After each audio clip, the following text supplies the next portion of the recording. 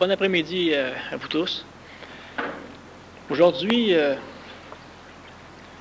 on va parler de choses ésotériques. On va rendre ésotérique la politique, peut-être. Alors, tu veux politiser l'ésotérique? C'est déjà fait. Parce que dans la politique, il y a de l'hiérarchie. C'est uniquement l'hiérarchie qui est la base de la politique. La plupart des gens qui s'en vont en politique, c'est pour faire partie de l'hiérarchie puis se ramasser en haut. Finalement... Bon, la politique, qu'est-ce que c'est? La politique, c'est la voie par laquelle on peut parvenir à connaître, consciemment ou inconsciemment, les mécaniques de l'astral qui permettent la manipulation des masses. Bon, peux-tu répéter? C'est pas dans le dictionnaire, évidemment, cette définition-là. Ouais. La politique, c'est la voie par laquelle on peut parvenir à connaître, consciemment ou inconsciemment, parce qu'on peut connaître inconsciemment des choses, les voies par lesquelles on peut manipuler les masses. Et ça, la politique. La politique, c'est uniquement... La politique, elle a comme fonction de manipuler des troupeaux, de manipuler des masses, de manipuler des peuples, et de faire faire au peuple ce que soit l'astral, soit le manipulateur humain, grossièrement et consciemment veut faire. Okay. Autrement dit, il y a un dicton politique qui est assez clair. Mieux vaut un troupeau de lions conduit par un mouton qu'un troupeau de moutons conduit par un lion. Mais qui dit ça? Moi. Et c'est extrêmement vrai. Et ce que ça veut dire, c'est que le phénomène politique est un phénomène qui permet de transformer un troupeau de moutons en danger public ou en danger planétaire, ou qui permet aussi de calmer un troupeau de lions pour en faire quelque chose de pacifique. La politique, c'est la voie par laquelle l'astral ou l'intelligence, c'est la voie par laquelle l'information, l'instruction passe pour rejoindre les masses. Maintenant, on doit comprendre que politique ne veut pas nécessairement dire diriger des nations. Du moins des nations géopolitiques, c'est-à-dire limitées par la géographie. La politique peut être aussi théologique. Et pendant longtemps, les religions dirigeaient les masses. C'était de la politique. Et d'ailleurs, on fait encore des élections pour connaître le pape. La politique ne demande pas nécessairement des élections, mais la politique, c'est une mécanique astrale qui permet de donner à un ou plusieurs individus les capacités de manipuler les masses. Adolf Hitler a fait de la politique, mais sa politique était une politique de tyran. Mais ça fonctionne, c'est de la politique, c'est-à-dire que tu es un orateur et tu vas haranguer des foules en fonction de ce que inconsciemment tu veux avoir ou de ce que tu penses consciemment vouloir avoir. C'est évident que l'humain reste manipulé. Et cela engendre des mécaniques politiques qui vont permettre non seulement d'altérer, en bien ou en mal, donc d'une façon ascensionnelle ou d'une façon fusionnelle, les stratégies psychologiques des individus, que ce soit au niveau du plan de la famille, que ce soit au niveau du plan des attentes, que ce soit au niveau du plan de l'espoir, que ce soit au niveau du plan de la cosmologie, des mécaniques spirituelles comme des mécaniques matérielles. Ça reste de la politique. Par exemple, on parle aujourd'hui de savoir s'il y aura un Québec souverain ou un Canada complet, uni avec le Québec. Et à travers ça, qu'est-ce qu'on fait? Eh bien, on parle de politique. On essaie de faire croire aux jeunes Québécois qu'ils sont des Québécois avant d'être des Canadiens. Donc, on joue avec leur cordre émotif.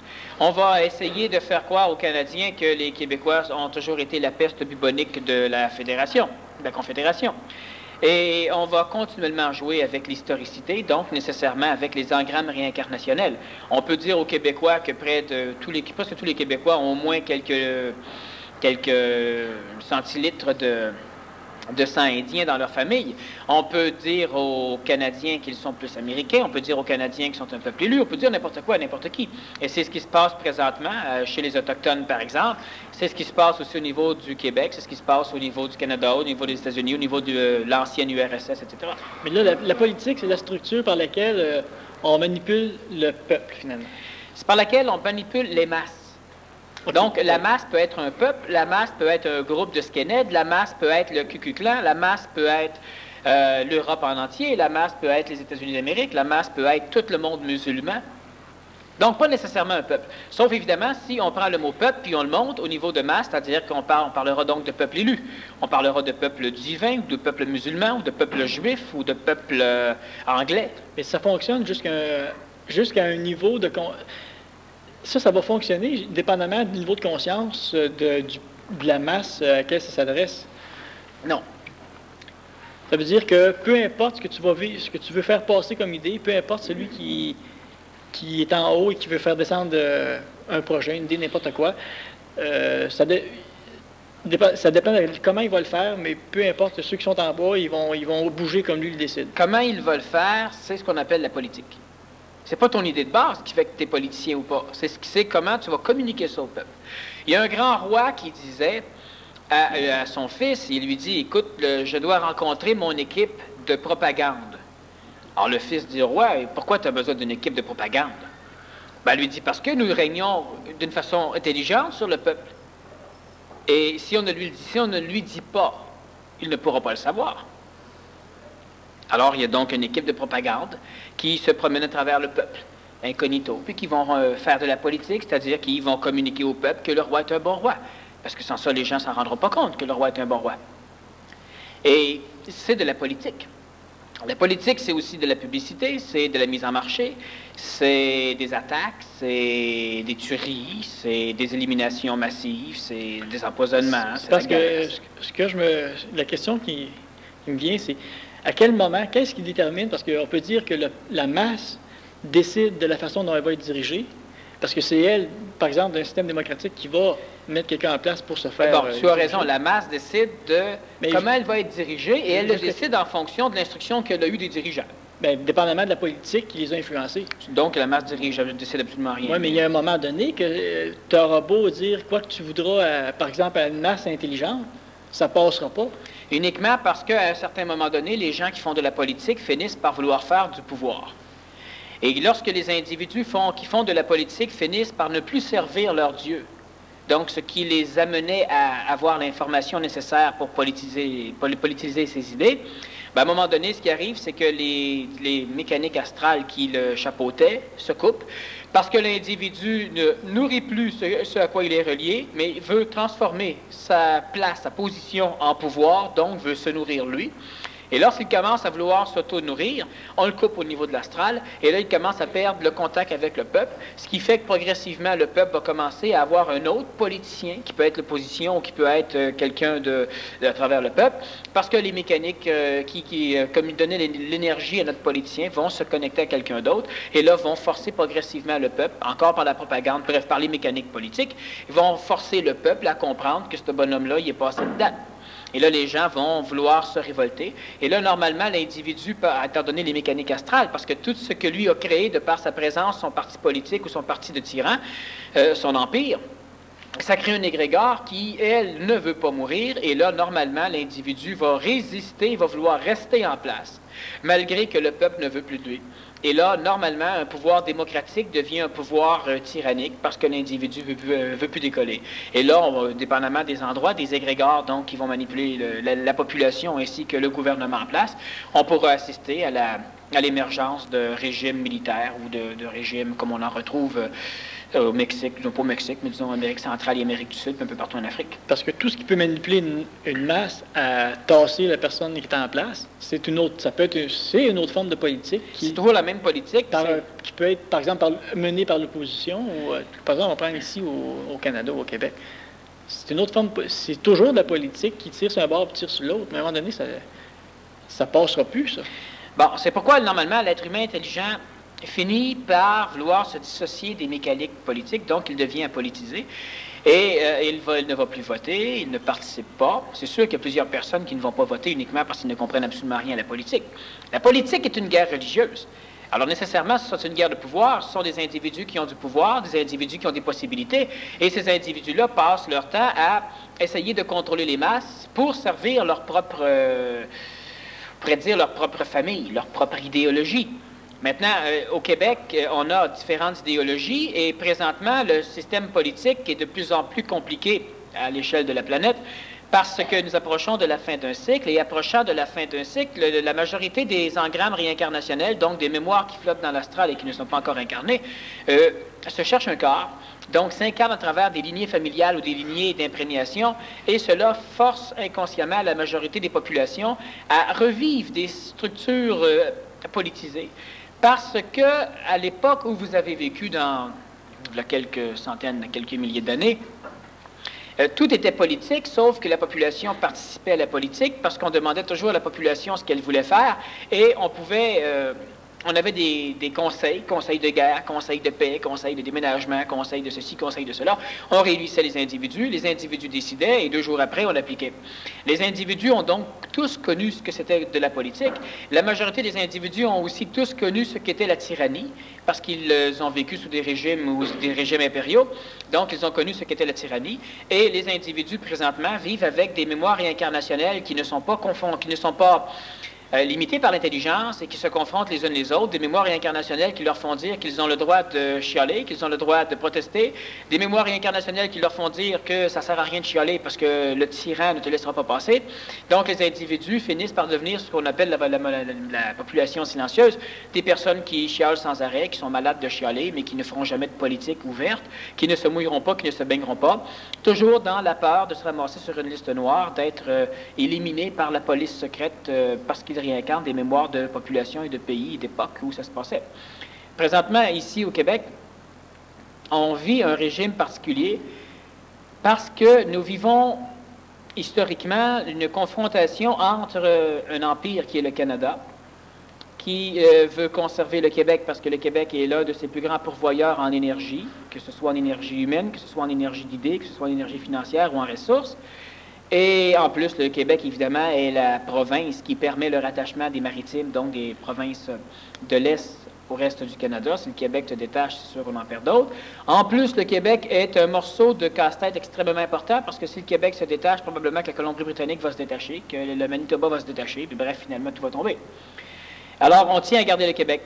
Le Québec, lui, par contre, aimerait être autonome, c'est-à-dire que le Québec vise uniquement le pouvoir, les individus qui sont en haut et ce qu'ils essaient politiquement d'imbriquer dans la conscience de la population du Québec, c'est le pouvoir.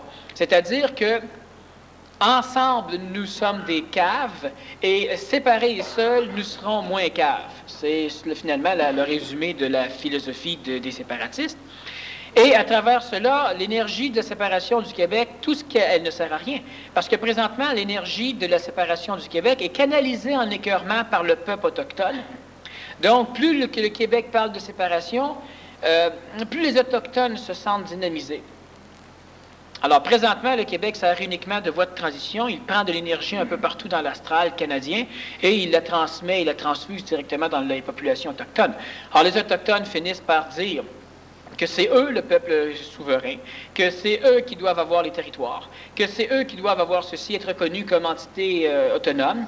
Et plus ça va, plus les Autochtones gagnent du terrain alors que le Québec ne gagne absolument rien.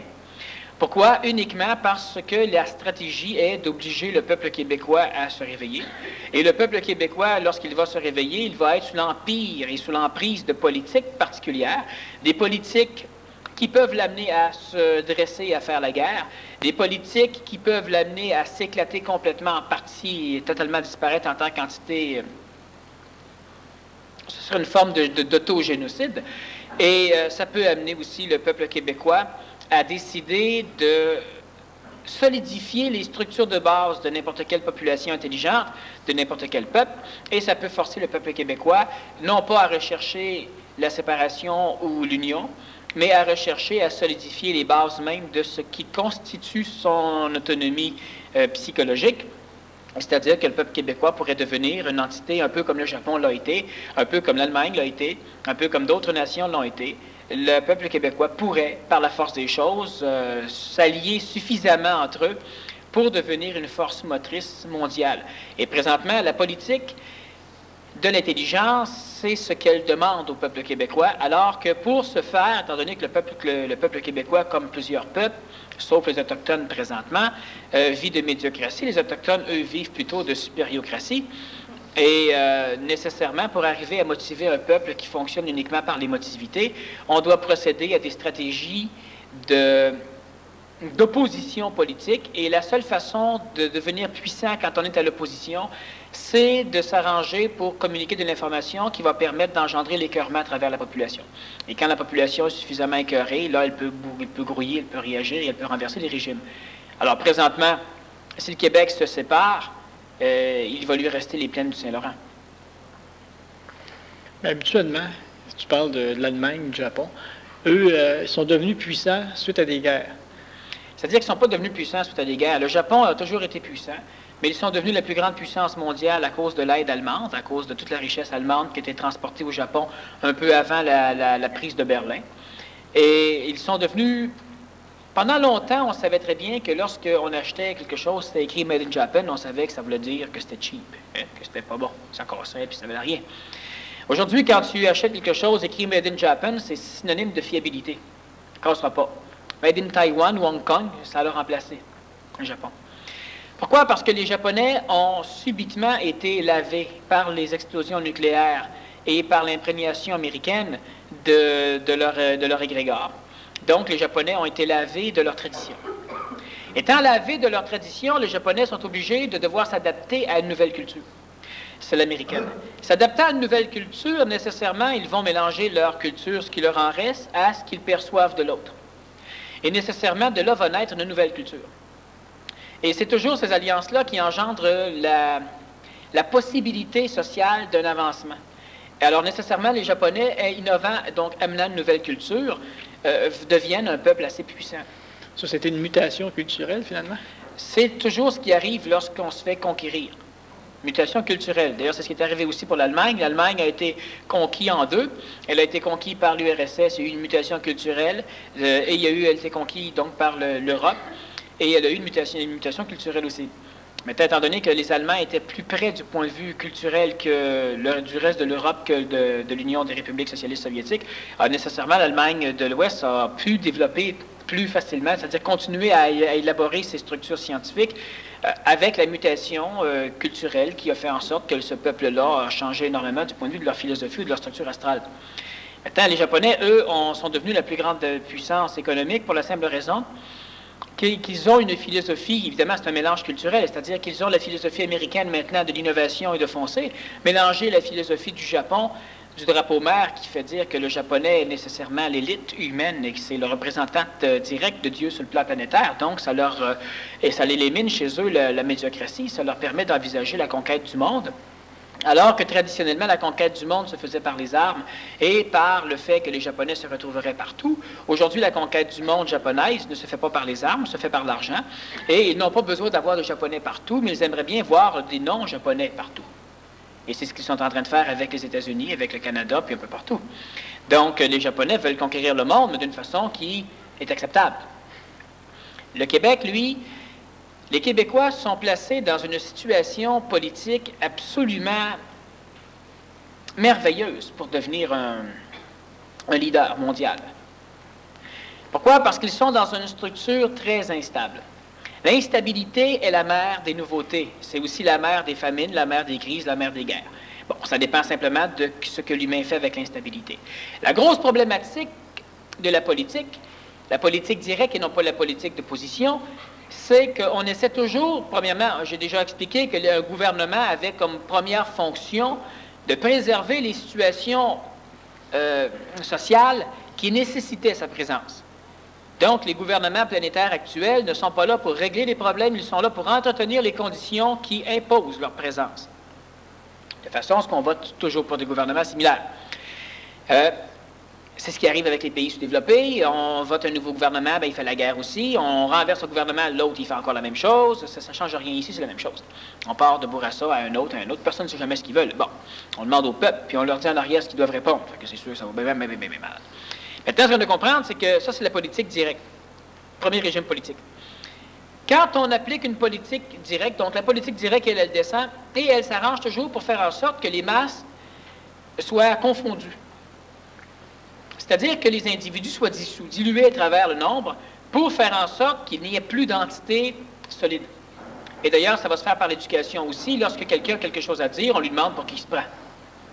Bon, parce qu'il devrait être un épais, il fait partie de la masse. Bon, il faut qu'il soit un épais. Ça devient compliqué parce qu'il faudra qu'on lui donne des explications sur notre comportement. Maintenant, ce qu'on doit comprendre aussi, c'est que la mécanique donc, de politique directe fait en sorte d'engourdir la conscience populaire. C'est-à-dire qu'on va s'arranger pour donner au peuple le maximum d'espoir ou le maximum d'idées que tout va bien ou le maximum de confort. C'est-à-dire qu'on tend, et ça c'est une mécanique totalement divine, doit être théologique. On tend à rendre stables les masses, les populations. On tend à les rendre stables, et pour les rendre stables, on doit procéder à l'homogénéisation. Bon, c'est un peu comme la pasteurisation, sauf que on fait cuire assez l'humain que les idées brûlent, puis après ça, ça devient homogène. Homogène, ça veut dire que tout le monde est à peu près semblable, standard, donc c'est stable. Le processus social, une fois homogénéisé, crée des peuples qui, normalement, peuvent subsister, survivre pendant des centaines d'années sans trop de problèmes. Et c'est ce qui va arriver, par exemple, avec l'Union soviétique. Lorsqu'elle a conquis des territoires, elle s'est arrangée pour rendre homogènes les peuples. Sauf qu'elle les a homogénéisés par la force, la peur, la coercition et ces choses-là. Quand on regarde l'Église catholique, elle s'est arrangée aussi pour homogénéiser. Les conquêtes des Blancs se sont faites toujours par l'envoi de missionnaires qui allaient instruire les populations à conquérir, que lorsqu'on va vous taper la gueule d'un côté, présenter l'autre joue. Une fois que c'était bien induit dans leur psychologie, là, on envoyait les troupes militaires qui venaient voir si les gens avaient bien compris les lois de Dieu. Alors, on bûchait sur les autochtones des pays qu'on allait conquérir, et s'ils se laissaient bûcher, on pensait que c'était correct. Là, par la suite, on envoyait les colons. Et que les colons devaient s'arranger pour civiliser, c'est-à-dire homogénéiser le peuple conquis, et par la suite, on avait un peuple stable.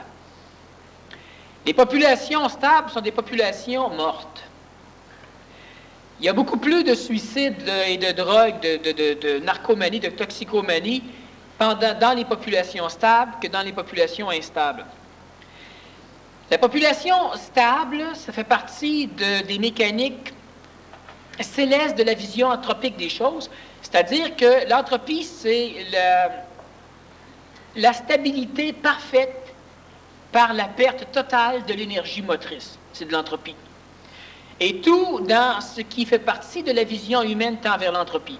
Ça veut dire que si tu lances, par exemple, des billes sur le sol, elles vont rouler, mais elles tendent à l'entropie, c'est-à-dire qu'elles vont finir par arrêter, par se stabiliser, par ne plus bouger, parce qu'il n'y a plus d'énergie potentielle, donc plus d'expression cinétique. Et là, on pourra dire, le régime est maintenant homogène, stable. C'est bon.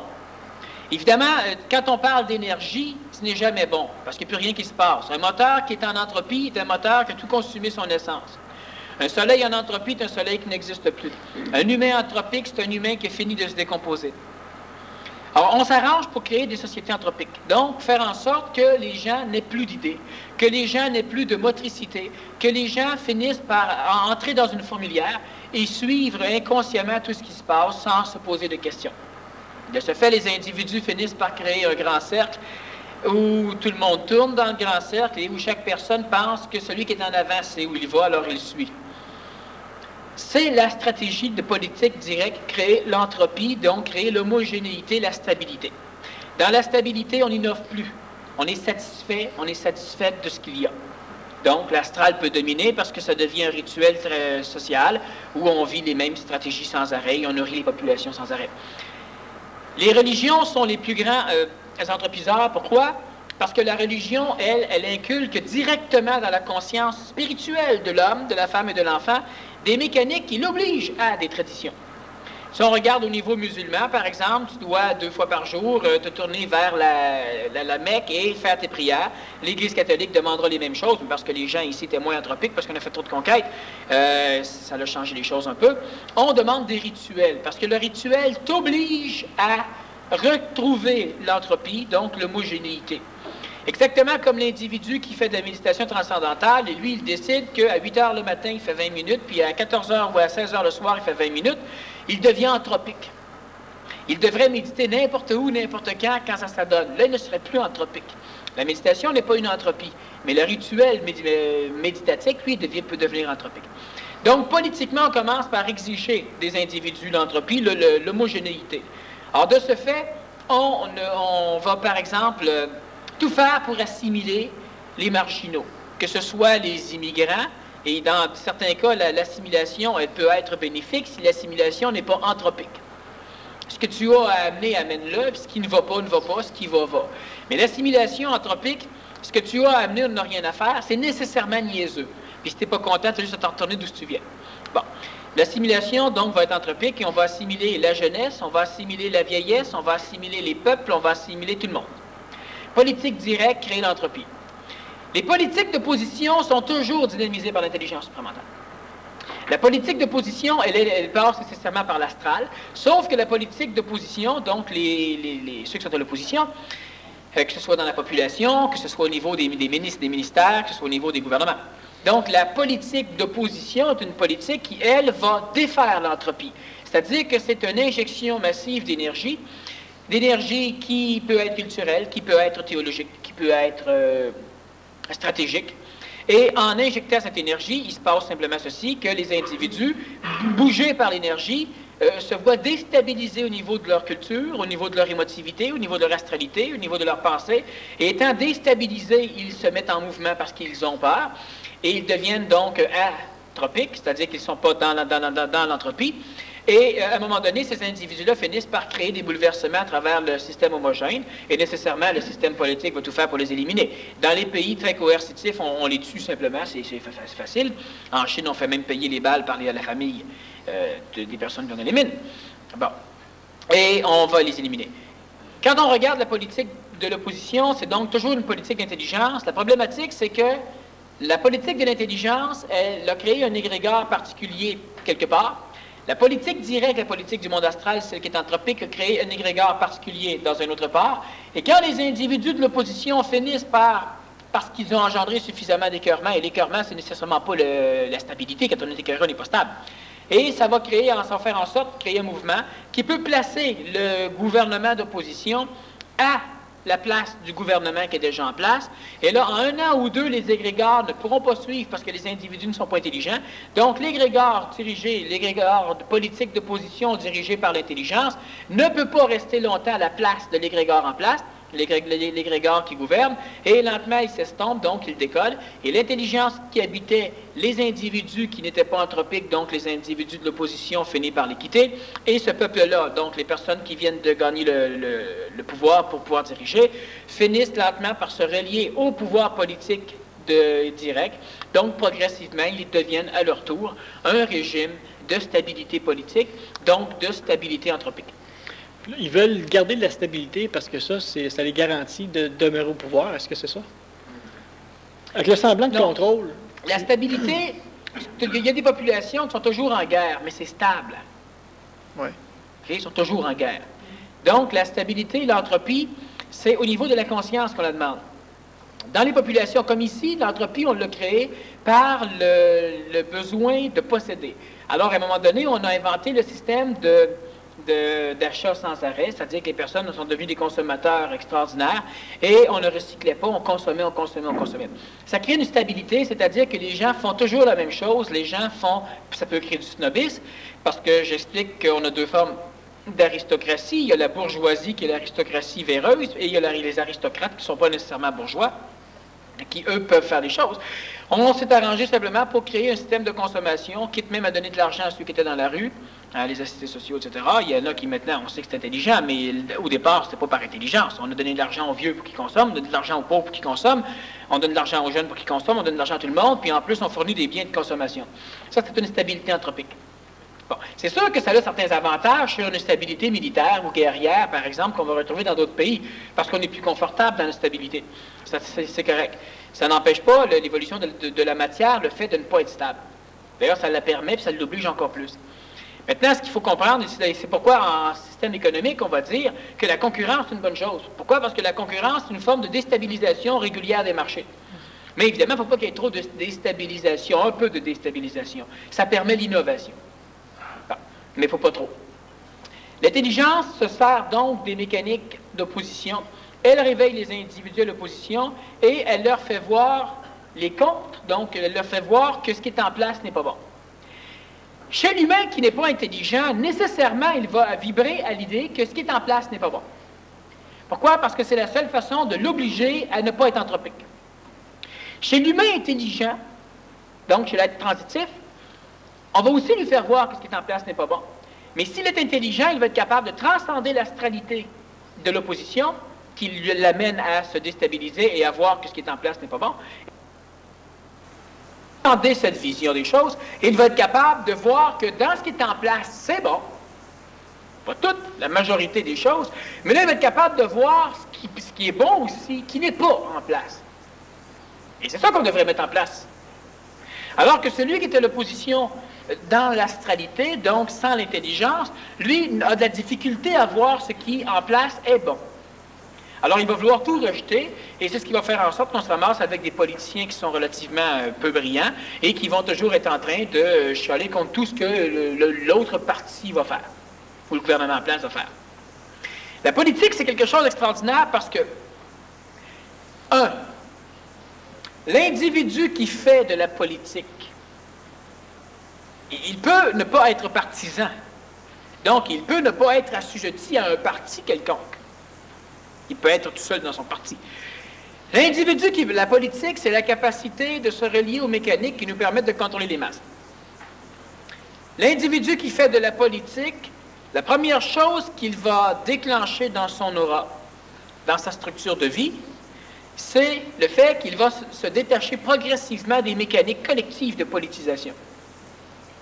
Cela veut dire que n'importe quel être nouveau, transitif, doit faire de la politique.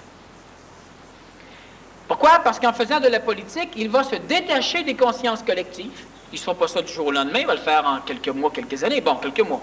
Il va se détacher des consciences politiques collectives. Donc, à un moment donné, il va être capable, non pas uniquement d'avoir une opinion politique, c'est une chose qui peut être intéressante, qui peut ne pas l'être, mais il va être capable d'avoir une auto-opinion.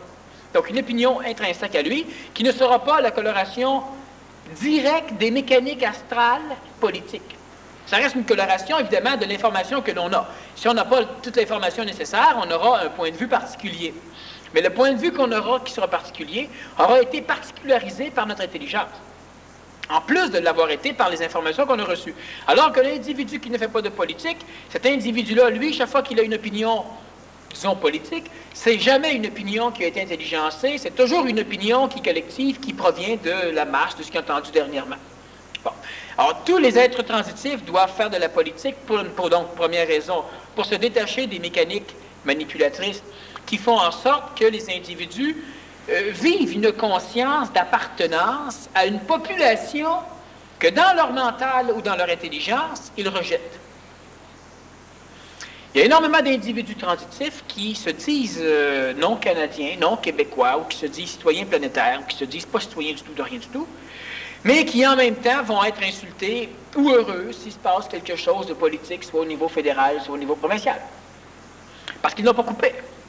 Et pour couper, l'individu doit faire de la politique, c'est-à-dire que l'individu doit être capable de commencer à s'intéresser de près à tout ce qui gère le peuple autochtone du milieu planétaire dans lequel il a été implanté.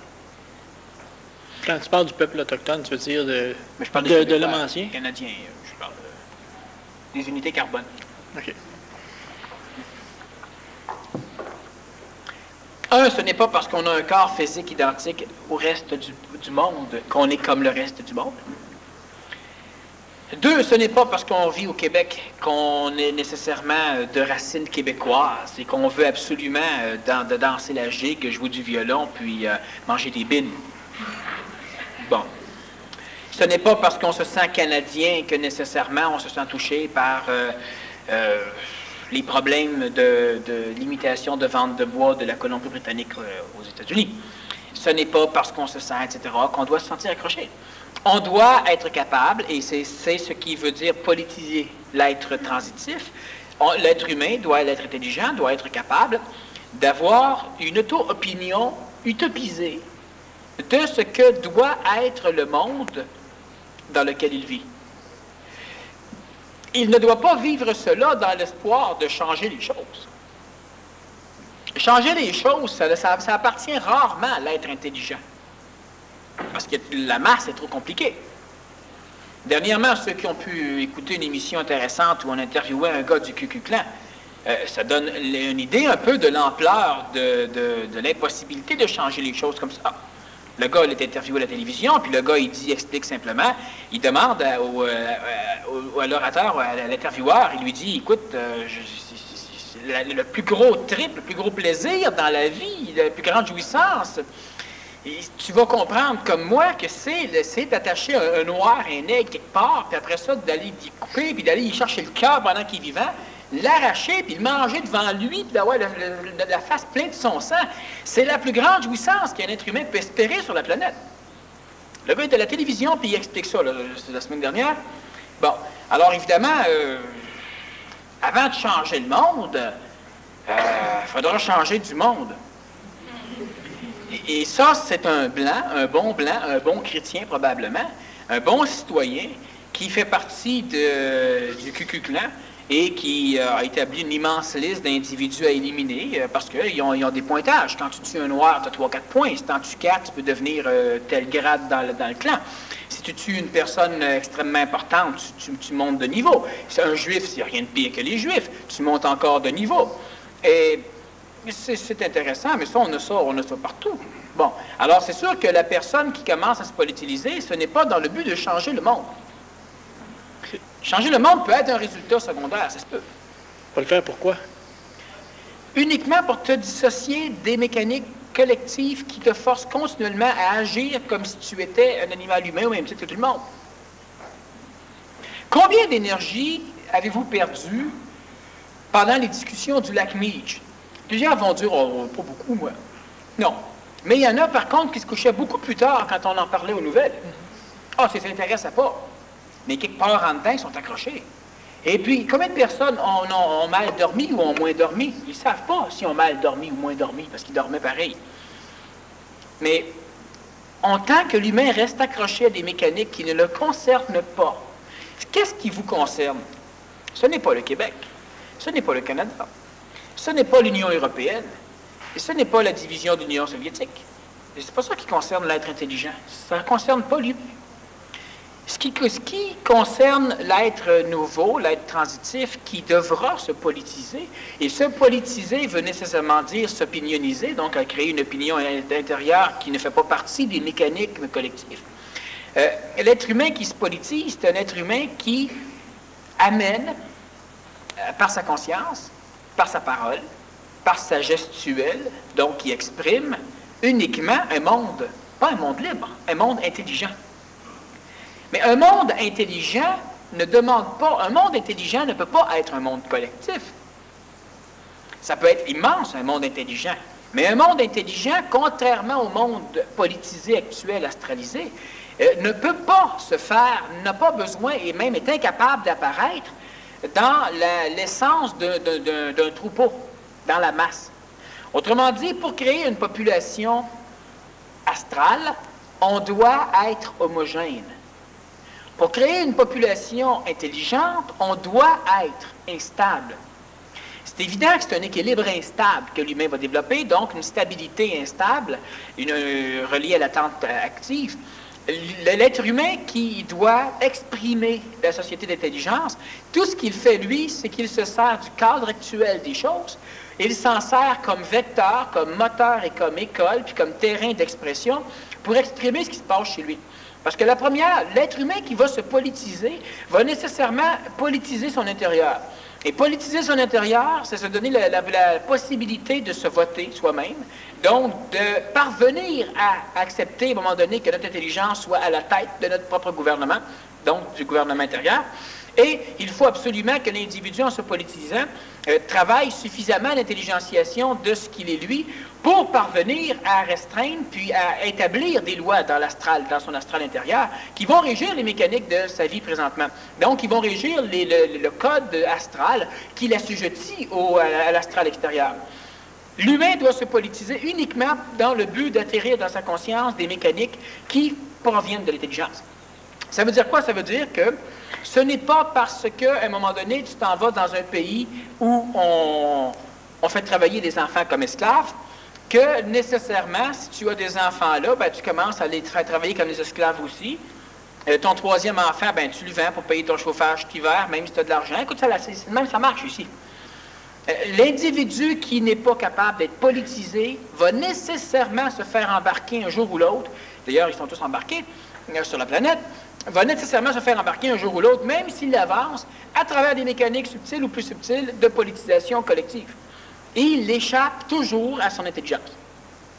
Alors, l'individu qui est politisé doit agir exactement, je l'ai déjà dit, puis là, c'est plus clair, je le répète, C'est que l'individu politisé est un être humain, donc un être transitif minimum, qui doit agir exactement comme s'il était son seul maître. Et chaque individu capable de devenir son seul maître, et quand je parle son seul maître, ça veut nécessairement dire être capable de faire de grandes distinctions entre les véhicules planétaires associés aux manipulations de cette planète et les véhicules extraplanétaires qui sont dissociés de ces manipulations planétaires. Ça veut dire quoi? Ça veut dire que lorsque ton corps physique vit la peur, toi, tu n'as pas peur. Mais si tu es politisé, tu sais que tu n'as pas peur. Et si le corps est incapable de bouger, c'est exactement comme si le peuple ne peut pas bouger, mais le gouvernement est capable de bouger à travers le peuple. Alors, qu'est-ce qu'il reste à faire au gouvernement? Ça va être de dynamiser, d'organiser, d'orchestrer, de s'organiser pour que le peuple puisse bouger. Ce que tu dois faire avec le corps physique, avec les véhicules planétaires, donc le mental, le plus allié, l'astral, le vital et le physique. L'être humain doit absolument se politiser en ce sens qu'il doit être capable de descendre dans le monde actuel l'intelligence qu'il habite du monde où il vient. Ça veut dire quoi? Ça veut dire que si on demande l'opinion à un individu, que pensez-vous de telle ou telle chose? L'individu doit automatiquement, s'il est politisé, se brancher à son intelligence, donc à son ajusteur de pensée, à ses propres sources, et il devra donner ce que lui en pense de ça. Mais la réponse peut être, ça n'a aucune importance, ça. Ça ne m'intéresse pas du tout. Et là, on va vouloir le culpabiliser, c'est-à-dire l'homogénéiser, puis lui, il doit non pas se défendre là-dedans, mais expliquer à l'autre les mécaniques d'homogénéisation. L'individu ne doit pas, et ce n'est pas une quête, donc il ne part pas à la conquête d'eux, il ne part pas non plus à la conversion des autres pour se convertir lui-même, qu'il est relié à l'intelligence. Ce que je dis simplement, c'est qu'aucune personne qui fait partie des êtres transitifs ne doit continuer à autoriser l'astral à parler par sa bouche. On ne doit pas. Minimum, ça ne doit pas être dans notre tête. Ce que l'humain doit comprendre, c'est qu'en se politisant, prenons l'exemple. Nous sommes un peuple québécois. Bon, c'est intéressant. À un moment donné, on découvre qu'on est des Indiens. Si on commence à se politiser, on va commencer à faire la distinction entre le peuple québécois blanc et le peuple québécois autochtone. Et si on se politise encore plus, on va commencer à faire une différence encore plus évidente entre ce que nous sommes du point de vue de notre source ancestrale par rapport aux autres, à tout ce qu'on nous a, tout ce qu'on a voulu nous faire croire. Et plus on va se politiser, plus on va se brancher à notre source. C'est sûr que, étant donné que le peuple autochtone est comme le peuple québécois, comme le peuple canadien branché aux mécaniques du passé, ça n'innove pas. Ça change les choses, ça crée de l'instabilité, et l'instabilité, elle émerge toujours de l'évolution sociale. L'évolution peut se faire par la guerre, l'évolution peut se faire par l'apothéose. Se politiser, ça veut dire être capable, à un moment donné, de reconnaître, de découvrir, de vivre, de saisir, de comprendre, de vibrer, que je ne fais pas partie des animaux, que je ne fais pas partie des unités carbone astrales, que je ne fais pas partie des territoires les plus bas du monde planétaire, que je ne fais pas partie de l'opinion traditionnellement acquise ou encore l'opinion normale des choses. Je ne fais pas partie. Ça veut dire quoi? Ça veut dire que chaque fois que j'aborde un sujet, je dois toujours l'aborder à partir du point zéro, du point qui sera celui de mon intelligence. Donc, je dois toujours aborder n'importe quel sujet, même un sujet que je connais, comme si je recommençais à zéro. Comme si j'emménageais dans un nouveau sujet. C'est-à-dire de ne pas s'identifier à ce qu'on dit, puis encore, c'est même pas s'identifier à l'intelligence qui passe par nous autres. C'est ça. Ça veut dire s'identifier uniquement à ce qu'on est, puis s'identifier à ce qu'on est ne veut pas dire savoir dans le vocabulaire, dans la parole, dans la mémoire, donc dans la conscience astrale, ce que l'on est. L'être humain qui se politise, la première étape qu'il va vivre, ça va être de savoir ce qu'il n'est pas. Et à un moment donné, il doit être capable de se contenter, c'est ce qu'il va faire, lorsqu'il aura suffisamment rejeté ce qu'il n'est pas, il va finir par être ce qu'il est. Mais il ne pourra pas savoir ce qu'il est parce que la recherche de savoir qui on est fait partie de l'incertitude de la conscience, fait partie de l'incertitude de la connexion et ça fait partie de l'ignorance de l'astral. Donc on veut absolument savoir qui on est de façon à pouvoir combler ces lacunes-là. Mais si on fait ça, on redevient astralisé. Et ça nous empêche, encore une fois, de travailler à continuer notre ascension, donc la fusion. Pourquoi? Parce que si je sais qui je suis, je voudrais conserver la forme que j'ai découverte. Donc, si je veux continuer la forme que j'ai découverte, nécessairement, je vais freiner mon ascension. Parce que je ne voudrais pas changer, parce que si je change, ce que j'ai découvert ne sera plus vrai, il faudra encore que je recommence et je reste astralisé. Mais il y a un vide là, entre les deux. Parce que c'était l'ego qui s'identifie finalement à tout. Par exemple, un humain s'identifie à tout ce qu'il fait, tout ce qu'il est, à ce qu'il dit, à ce qu'il pense, à tout ce qui se dégage de lui. Moi, il s'identifie beaucoup à ce que les autres pensent de lui. Oui, parce que c'est lui qui l'a dégagé, puis il le reçoit. Bon, mais là, à un moment donné, rendu au point où tu parles, c'est que t'es quoi? L'ego ne s'identifie plus là, à ça, mais elle regarde encore tout ça, puis là, être, ça n'existe même plus. Bien, c'est sûr que ça n'existera plus être. Parce que tu vas être. Vois-tu, l'homme recherche un monde vert, avec une seule teinte de vert. Et là, quand son monde est plurichromique, donc plusieurs couleurs. Et lorsque l'homme trouve un peu de vert, il dit, c'est ça le vert. C'est comme ça que j'aimerais que tout le monde soit. Parfait. Et là, on lui dit, bon, ben, regarde, on a de la peinture, tu as qu'à tout peinturer. Il ne veut pas. Parce que s'il peinture tout en vert, il ne pourra plus il ne pourra plus reconnaître que c'est vert. Dans 5 ans d'ici, ça n'aura plus aucune importance, vert. Tout va être vert. Il s'en rendra même plus compte que c'est vert. On va dire quelle couleur que c'est. Couleur. Il n'y aura rien pour comparer. Bon. Par contre, tout va être vert et c'est ce qu'il veut. Mais maintenant qu'il a trouvé la peinture verte, qu'il a trouvé le petit cadre vert, qu'est-ce qu'il fait? Il en fait une religion, il en fait une structure politique, il en fait une vénération, il en fait de l'espoir. Et puis là, il contemple ça en se disant qu'un jour, tout va être vert. Mais il ne travaillera jamais à ce que ce soit vert. Bon, et si un jour tout est vert, c'est réussi. Mais du point de vue de celui qui aimerait qu'un jour tout soit vert, bien maintenant, il ne peut plus rien aimer, tout est vert. Alors, c'est le problème de ton ego, le problème de la majorité des égos d'ailleurs, qui vont faire en sorte qu'à un moment donné, quand l'humain est totalement prêt de réussir, il flanche. Que ce soit dans la richesse, que ce soit donc dans l'argent ou dans le temps, que ce soit dans la santé, que ce soit dans l'intelligence, quelle que soit la chose que l'humain veut avoir, lorsque l'humain flanche, c'est normalement lorsque l'humain était tout prêt. Bon. Alors, ce qu'il faut comprendre, c'est que l'être humain doit se politiser parce qu'il va se dissocier des mécaniques astrales collectives et parce que l'humain va être capable, à un moment donné, d'entrer en contact directement avec les mécaniques d'intervention d'intelligence qui sont de plus en plus présentes sur la planète Terre, sans avoir à passer par la mécanique astralisée d'opposition. La mécanique astralisée d'opposition, elle engendrera nécessairement l'écœurement, absolument essentiel à l'élaboration d'une conscience instable, donc affinée au neuf. Mais l'individu qui se politise sera capable de contourner la mécanique d'opposition, donc la mécanique d'écœurement, et il aura de plus en plus accès à son intelligence sans passer par les affres de la souffrance de l'écœurement. L'écœurement, c'est une capacité, on ramasse de l'énergie par l'écœurement. L'individu qui se politise ramasse de l'énergie par une auto-synergisation. Donc, l'écœurement est toujours absolument fondamental pour l'individu qui ne peut pas se politiser. Et politiser ne veut pas dire être partisan, je reviens là-dessus. Politiser, ça veut simplement dire être capable d'avoir nos propres relations avec la mécanique qui dirige les masses, de façon progressivement être capable de se faire un chemin qui reflète beaucoup plus notre intelligence que notre collectivisme. Un individu qui fait une politisation individuelle, bon, ça va être par exemple s'occuper de sa santé, d'avoir une vision neuve de comment vivre finalement, s'occuper de sa santé. C'est pas juste de s'occuper de sa santé.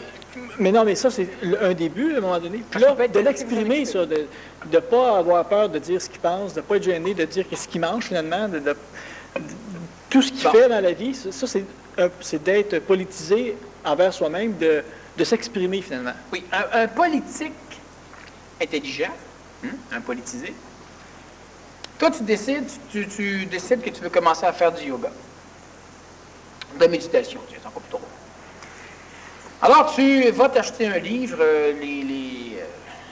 la méditation machin chouette, donné par le maître Shri Patatat. Bon. Alors, tu amènes ça chez toi, tu commences à lire ça. Là, ta femme, elle est partie. Bon. Et là, tu essayes un petit peu, tu places en position, tu allumes 3 bâtons d'encens placés aux bonnes places, puis toi, tu te places au 4e point cardinal. Tu fais comme dans le livre, là. Là, tu commences à respirer dans l'encens, tu te places, puis tu commences à chanter un petit mantra qui va être Michel, je m'aime, Michel, je m'aime. Bon. Faut que tu fasses ça pendant 15 minutes. Après ça, il faut que tu clignotes des yeux. Bon. Mais là, tu es dans ton salon, et juste quand tu commences, ta femme arrive. S'il est politisé, il poursuit. Mais la majorité, vous ne poursuivrez pas. Parce que vous ne voulez pas passer pour un épais, pour un imbécile. Ah, c'est sûr, les cartésiens vont dire, non, non, moi c'est parce que je ne veux pas la déranger, je ne veux pas la traumatiser, je ne veux pas...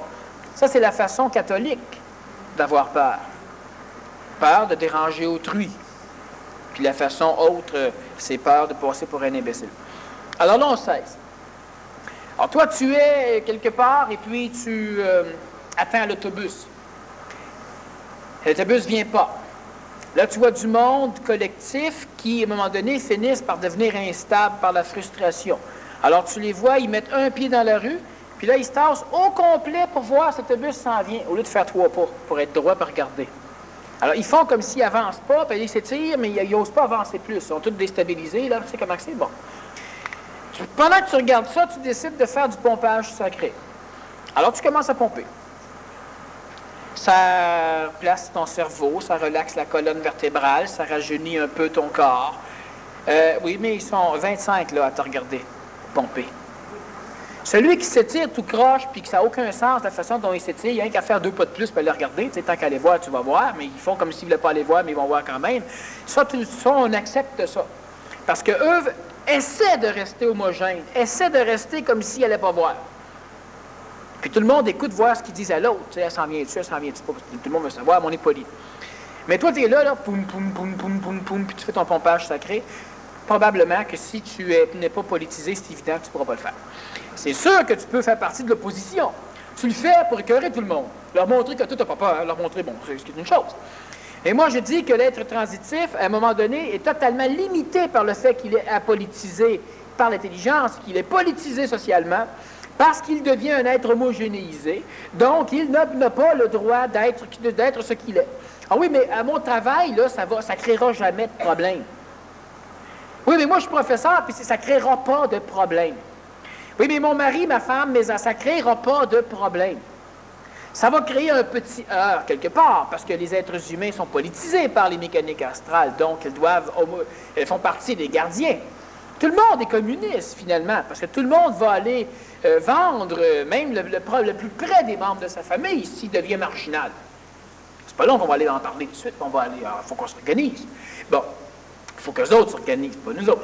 Et l'être humain politisé, c'est un être humain que si à un moment donné il décide qu'il s'assoit extrêmement droit, bien collé, parce qu'il vibre subitement que sa colonne a besoin de ça pour récupérer et réparer certaines formes d'énergie, il le fait. Alors s'il va au restaurant, il s'assoit extrêmement droit, puis là, il commence à manger. Puis là, les gens, le connaissant comme toujours évaché, on dirait un bonze chinois subitement, là, assis bien droit, puis là, il mange son céleri, il prend une bouchée, puis il le dépose là, parce qu'il mange trop vite, puis il a décidé que là, il commence à ralentir. Là, tout de suite, là, même s'il y en a un qui est musulman, puis l'autre juif, puis l'autre chrétien, ils vont se mettre ensemble. Tout de suite. Bon, compte-toi. Qu'est-ce qui arrive? Qu'est-ce qui se passe? Ça va-tu bien? Bon. L'être humain qui est politisé fait ce qu'il a à faire et il passe. Et c'est pourquoi l'être humain politisé, je parle bien évidemment au niveau de l'intelligence, c'est pourquoi vous devez vous politiser, vous devez avoir une opinionisation plus performante de ce que vous êtes, parce que c'est la seule façon par laquelle vous allez parvenir à vous aimer, à vous accepter. Vous êtes toujours présentement, l'être humain qui n'est pas politisé dans l'intelligence, c'est toujours un être humain déchiré entre un paquet de visions. Parce que tu sais ce que tu es, mais tu sais que tu ne devrais pas être comme ça, puis tu sais qu'il faut que tu fasses ceci, puis tu sais en même temps que c'est niaiseux de faire ça, puis bon, l'humain est totalement déchiré. Alors, à un moment donné, toi, tu décides que tu te couches à telle heure. Prends ton corps, il bouge. Ouais, mais là j'ai de la visite, là, je ne m'attendais pas. Fiez-vous sur l'astral, ça va trop s'organiser pour que vous ne puissiez pas. Donc, à un moment donné, ben, je m'en vais me coucher. Là, ils vont faire toute une coalition. Tu leur donnes 5 minutes de plus. Bon. C'est extrêmement important. Ce qui est important, c'est même pas ce que vous allez faire. Ce qui est important, c'est le fait de faire. Ouais, mais tout d'un coup que je me trompe, qu'il ne faut pas que je mange ça, ou qu'il ne faut pas que je fasse ceci, ou qu'il ne faut pas que je dise cela, ça, c'est pas un problème. Avec toutes les cochonneries qu'on mange, qu'on entend, ou qu'on dit, ou qu'on fait, on n'est pas à une près. Bon, ça ne nous abîmera pas plus. Ton ego a souvent peur d'être jugé comme un crétin. Et ton ego travaille souvent énormément à essayer de tout faire pour au minimum camoufler ou empêcher les possibilités de fuite pour que les gens pensent que tu es un crétin.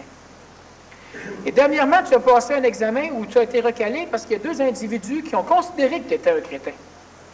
Tu as tout fait ça, cette protection-là, pour rien.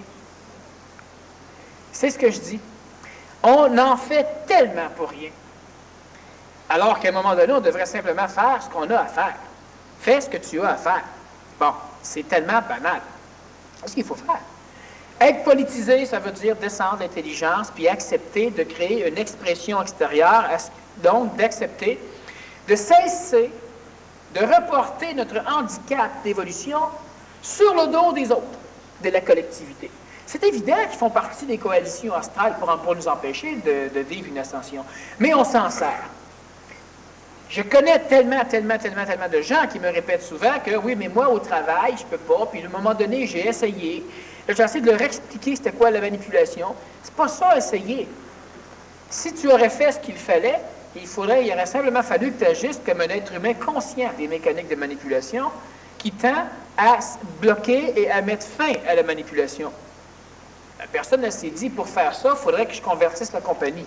Elle a commencé à leur en parler, évidemment, ça n'a pas fonctionné. Bon, c'est pas ce qu'il faut, c'est pas ce qu'il faut faire. Être politisé, donc sans être partisan, ça veut dire qu'on ne va pas convertir. Ça veut dire que ton patron te demande comment ça se fait que tu es encore en retard. Ben, tu lui dis simplement parce que j'ai été retardé. Bon, répondez par l'intelligence. Puis on perd son emploi. Il faut quasiment tuer son boss aujourd'hui pour perdre son emploi. Sinon, tout le monde le perd en même temps parce qu'il y a une récession. Non, les raisons, on doit mettre fin à toute cette mécanique déraisonnable de report, d'empêchement sur le dos de l'extérieur. C'est sûr que l'astral est là pour vous mettre des bâtons dans les roues. Le problème, c'est que vous avez des pattes et vous continuez à marcher sur des roues. L'astral met des bâtons des roues. Elle est bâtie pour ça. Bon, l'automobile ne fonctionne plus, là. Ah, c'est l'astral, il descend puis marche. Oui, mais mon auto descend et marche. C'est un moyen de transport. Ce n'est pas un objectif. Donc, ça s'abandonne. Alors, on doit absolument, c'est essentiel, c'est sine qua non, être ce que nous sommes. On sait qu'on doit être transparent, on sait qu'on doit se respecter, donc cesser de se mentir, c'est la même chose. Être politisé, c'est de descendre et d'exprimer dans l'extérieur ce que nous sommes. Pas pour que les autres le sachent, pour que vous puissiez l'être. Imaginez simplement un garçon qu'on déguise en fille, puis qu'on l'oblige à rester une fille toute sa vie, ou une fille qu'on habille en garçon, puis elle ne veut pas, et puis on l'oblige à rester un garçon toute sa vie. Allez les interviewer après 30 ans. Êtes-vous heureuse? Enfin, êtes-vous bien? Elle peut dire, le gars, elle peut dire oui, mais c'est pas bien vrai. Hein? Quand il y a un gars qui a la grouse, là, le gars déguisé en fille, il s'en va à la maudite coucher avec. Et vice-versa. Il n'y a pas de bonheur. Pourquoi? Parce que l'identité réelle d'un individu est totalement encapsulée, puis ça ne peut pas être révélé. Puis après 30 ans, c'est évident que tu es convaincu que tu peux pas. Si je me révèle, ils vont tous me sauter dessus. C'est possible qu'ils te sautent dessus. Mais une fois que ça va être passé, ça va être passé. Puis après ça, vous allez être vous-même. Puis être soi, il faut faire attention, c'est pas d'arriver, puis de chanter les louanges, l'intelligence, ou de se flatter. Ça, c'est des manipulations. C'est l'intelligence que je veux que s'exprime, pas les concepts de l'intelligence. On fait une petite pause.